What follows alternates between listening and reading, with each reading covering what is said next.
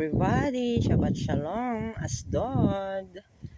Nagising ako ng alas 8 at naisip kong bilisan kasi yung nagsisimula na ulit akong tumakaw.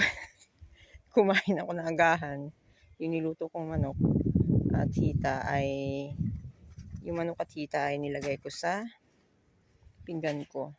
Pinakuluan ko muna. Ang sarap ng kain ko. Pero bago ko ipakita kung ano ginagawa ko ngayon, please click like, subscribe, and click notification bell para patuloy mo sa baybayan ng totoo ng buhay dito sa Israel. Puyat kami dahil sa emergency alert, yung mata ko. And then, nandito ako sa labas. Sabi ko kay Gracia, ako na magtapon yan para alam ko kung anong tapunan, paano tapunan nyo dito. Malapit lang sa bahay. Very, provide dito sa Asdod. Napakaganda dito. Ang mga bahay dito pare-pareho, kaya kailangan ko maglakad kasi baka maligaw ako at hindi ko alam kung nasan ako. Address lang kasi ang bahay halos pare-pareho. Yan, ipakikita ko sa inyo yung basurahan, diba, sosyal. Sa amin yung parang square lang na lata tapos hinuhugot. Dito isang malaking bilog na kulay green. Please watch this. Ayan, isang malaking tapunan, nakabukas na siya dyan. O, diba, sosyal. Tapos, ayan, may instruction. Dinisign nila ito para yung bata siguro makapagtapon din. Tapos, safe ito.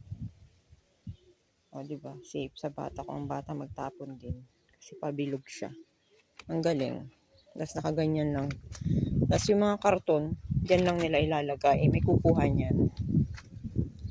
Diba, gaya-gaya lang ako. Tapos yung tapunan ng mga plastic, lata, katulad din sa Beersheba. Yan. Hindi na nila nilagay sa chute para yung mga kukuha ng kalakal, makukuha na kung may hulugan dito. Ayan. May instruction, lata, mga ano.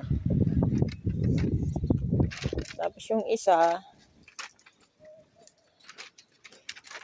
may tao. Tapos ito yung tapunan ng mga mga boteng babasagin, mga glass. Pero boteng babasagin lang dito. Yan. Diba? Sana all yung ganito sa ating bansa din meron yan sa mga mayayamang area. Lalakad na ako, doon yung bilihan. Dito sa area ito maglalakad ako. Okay, bye-bye na. Ipakikita ko sa inyo yung aking lalayasan. Aalamin ko muna kung saan akong area. Yun na po ang tungkol sa aming mga basurahan ngayon dito. Ayan na. Nagtapon yung lalaki ng patungan. Maganda siya. Meron na dun sa bahay. Ayoko maraming ganyan. Pampapuno lang sa kwarto. Bye-bye!